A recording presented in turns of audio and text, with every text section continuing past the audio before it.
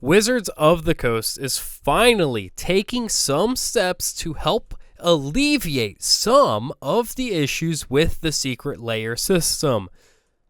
Unfortunately, it's not all the solutions that I know I would like and that a lot of other Magic players would want, but it's at least a step in probably the right direction. So before we get too deep into that, I just want to say thank you to Advanced GG for helping me out and sponsoring this video. More on them later. But yeah, let's just get back into Wizards of the Coast and the recent development of Secret Lairs that I kind of almost like. So if you didn't already hear, they are going to be working with WPN game stores, so it's the officially sanctioned Friday Night Magic game stores. So if you have one in your area, you probably know you have one in your area. But Wizards will be officially linking with some of these or all of these stores to directly sell to you Magic cards, specifically Secret Lair cards.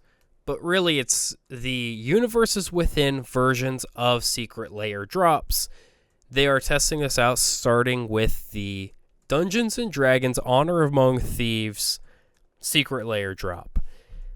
And Universes Within is a bit of a stretch here because the cards are still D&D, so it's the D&D universe and not, which is part of the Magic multiverse, whatever. It's just, it doesn't have Chris Pine's face on it, okay? Themberchild, still Themberchild, okay?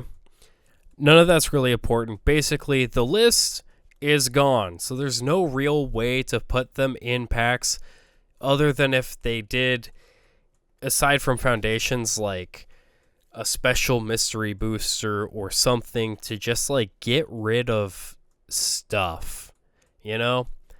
Which I don't see them doing. So working with the game stores is a pretty decent way of going about it.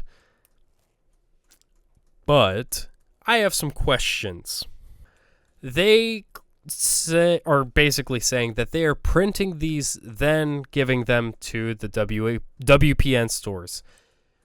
So how are they going to be distributed? Because there's tons of WPN stores.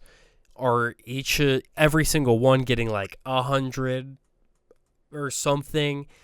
Does it depend on the average sales of each store, the population market area type stuff? Because I'm sure there's WPN stores in kind of the middle of nowhere versus a WPN official game store in Chicago, New York, Los Angeles.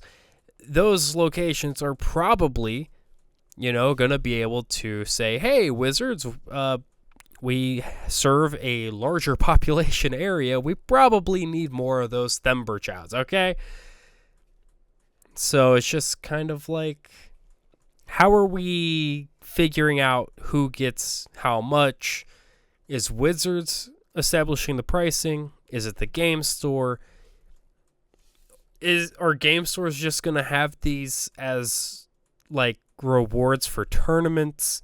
They're saying that they're going to sell directly to customers, but we don't know how hands-on Wizards going to be with it. So they could just jack up the price on these cards. They could sell them for the original Secret Lair price for all we know. We just don't know anything. But I am glad that they are going through the game stores. I just want to re-say it. I want to say that again because I think it's important that Magic works with the game stores that have gotten the game to the point it is now. The main problem is that we kind of have to do this in the first place. Now, I said that we no longer have the list, so there's no real place for these cards to go. But there kind of is, and it's just kind of, I don't know, say there's one mechanically unique Secret Lair a year. So the sets throughout the next year can each have one or two, three even, of these cards put into that set thematically within that set. I don't know. I think that might be a crazy idea. It could just work, you know? Like, for example, Forge. Just change the name, put a cowboy hat on him. He could have been in Thunder Junction. He's a human rogue that creates treasure tokens. Like, I feel like I'm going insane here, that these cards couldn't just be put into sets thematically throughout the next year, and they could have kept their promise that way. But that's just how I would solve the issue of the mechanically unique secret layers and how different those are compared to a lot of the other secret layers, especially like the collabs. Because, wow, I really got screwed on one of those. But before I get into that, the second chapter of this video, why don't I talk about today's sponsor, Advanced GG. I love products from Advanced GG. Probably my favorite energy supplement brand. Not overly chalky. Gives me a great boost of energy I need. Helps me focus on the task at hand, whatever I'm doing. And they also even have sleep formulas. I've been every once in a while, if I'm not, really able to go to sleep when I want to, I just make myself a warm cup of the hibiscus sleep formula, drink it, try to relax for a bit. I'm out, It feels great when I wake up. Energy-wise, I love the guava berry flavor. Huge recommendation there. Love Advanced GG. In fact, this weekend, so today and tomorrow, January 19th, is the end of this sale. But if you use my code and my link, my code being spycer10, you'll actually get 20% off your order. So if you want to try out Advanced GG or just browse their products and maybe consider it, go ahead, click that link down below. And if you do want to buy some, please use my link, spycer10. Anyways, back to the real video at hand.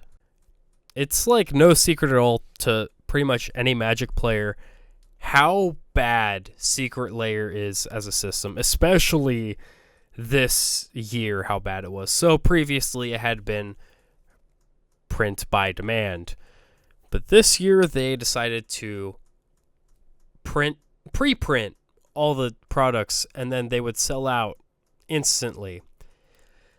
Here's my story.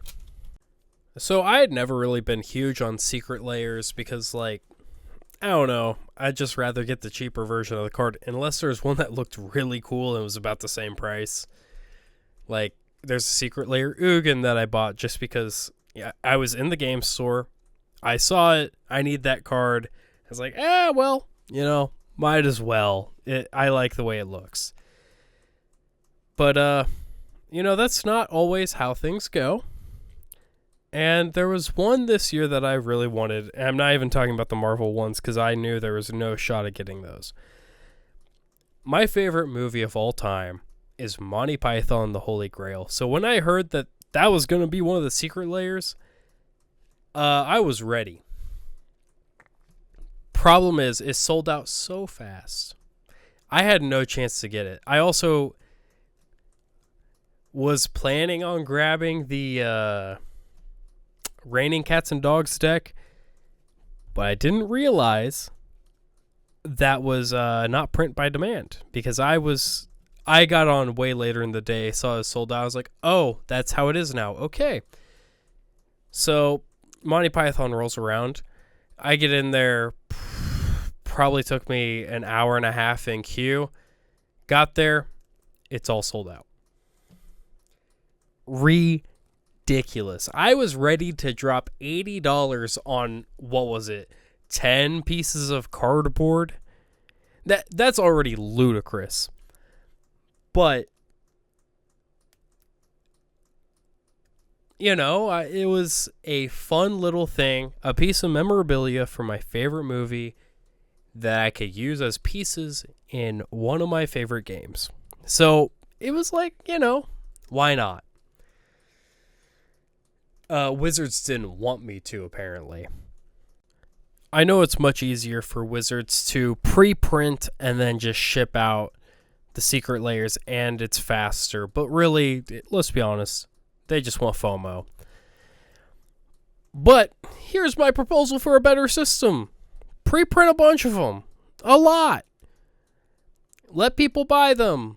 And then, once they're sold out, you could be like, a third pop-up of, hey, would you like to pay to get these way later down the line on a print-by-demand basis? So you have the people that were able to get in early enough to get the pre-printed ones, so they get them, they're shipped out quick. Versus, like, let's say 2 or 3 days, maybe just 1 day, where people can go ahead and order that secret layer. They print all of them, they ship them out. And then maybe, hear me out, because not everyone can be on there at the day. Sometimes people don't know about it until after, whatever. People that would want these, maybe they could talk to the game stores, the WPN affiliated stores, and be like, hey, would you like anything from the secret layer at a discounted price so you can sell it at your store? And then they could be like, yes, we think that people would obviously love the Marvel secret layer that was terribly underprinted with no option for print by demand. So a lot of people missed out. And I'm sure a lot of those people weren't really Magic players. And I'm sure scalpers got most of them.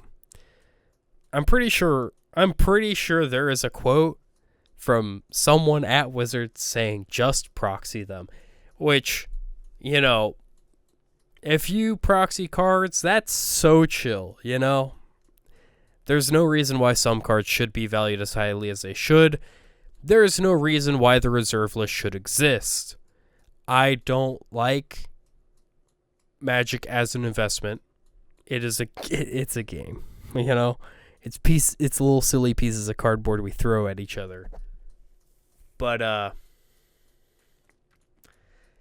when Wizards is telling you to proxy the cards, doesn't that sound like a problem to anyone? Like, it's just goofy. Am I right? Anyways, that's just some of my opinions on secret layers for the past year.